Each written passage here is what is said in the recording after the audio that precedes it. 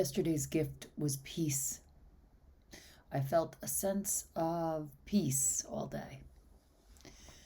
And today, what comes up for me is the antithesis of that.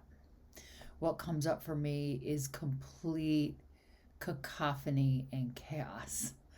Inside, outside, the center will not hold.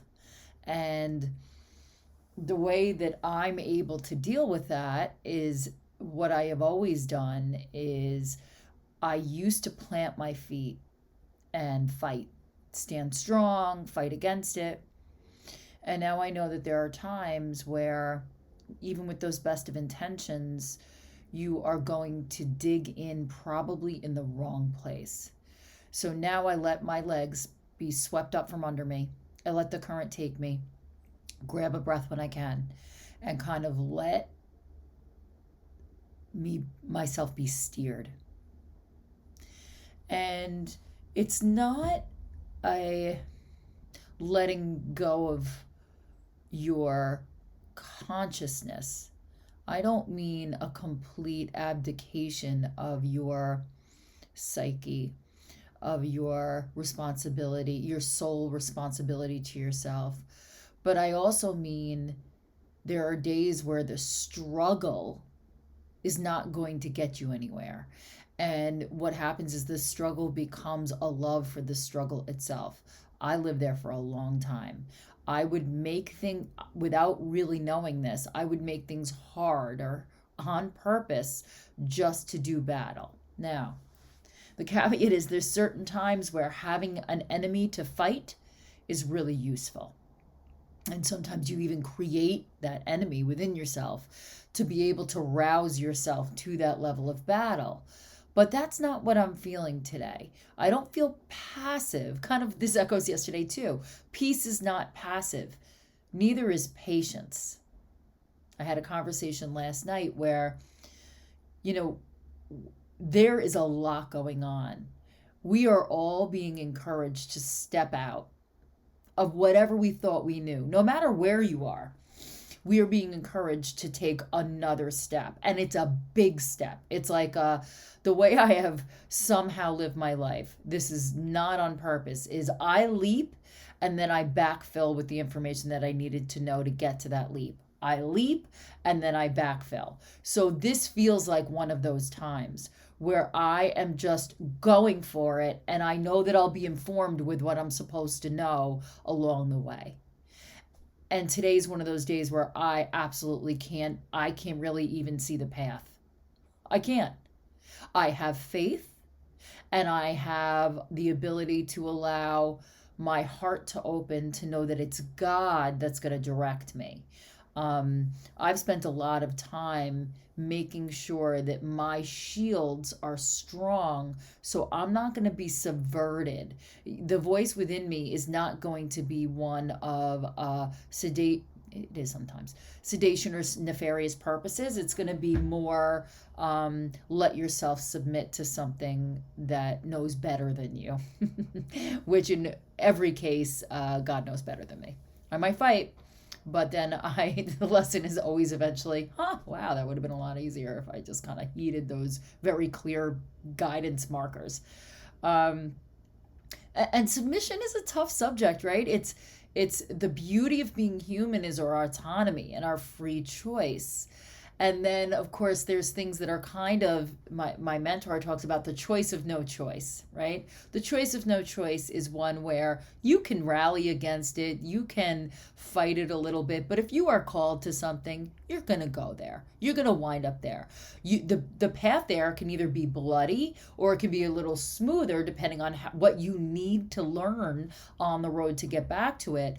But there is a central calling that I try to endeavor to let you know how I'm trying to figure out mine to maybe help you get on the road to figure out yours. We are all here at this time in these bodies for such a specific purpose. And really the difference maker is, are you ready to find out what that is? Are you ready to find out where you fit in the context, not just of this world? And not just of your relationship with God, but your relationship with the next plane. This may sound spacey. You can believe or not believe, but if you think that there are not outer vibrations that are not of this world that are sent to us, I think that's a very terrestrial view. Let me put it that way. And to put yourself in a place where you can hear that, it's not easy. That's like something that I work on all the time. And I could tell that I'm rambling and I kind of got away from my point. But my point is that today I'm going to have patience with the fact that I'm all over the place. I'm going to have patience with the fact that this is probably a little cul-de-sac off my path, but it's probably necessary. That I'm going to allow myself to be a little bit buffeted, knowing I'm being guided, and kind of allowing the blindfold to be put on and someone hold my hand and lead me through. And that someone takes the form of a lot of different things. It takes the form of the situations you're placed in today, who appears in my path today, how God kind of gives me like the spark of an idea today. Do I act on it? Do I not act on it? So that's kind of where I'm at today. I'm in the, okay, like the experiential mode instead of the, I've got a plan, I'm going to enact it. I know this is a guided plan. I'm there. I am the opposite of that. I'm like, I don't know where I am. If I make it to the car without having to come back in for an item, even though I'm trying to be very cognizant of everything that I need to bring with me, that will be a miracle. That'll be one miracle. That'll be the first miracle of the day. Because I can feel that I am here, but I'm not totally present. I feel myself off in the ether. I feel myself being pulled away from the here and now. And I'm just paying attention to it. I'm just making sure I don't suppress it and I don't ignore it. And I'm rolling with it. So, rambling today, but that I am a rambler today, and I'm going to let myself ramble. And so if you find your feet a little bit untethered or you can't kind of get your central point on the ground, you can relax into that chaos a little bit. Like try to not fight and try to stand so rigid. Allow the feminine pliability within you, woman or man, to kind of let yourself float around in it a little bit, because you will be eventually deposited on your feet on the other side. And you know, whatever you can take with you from the experience of being a little untethered, try to anchor it in your body.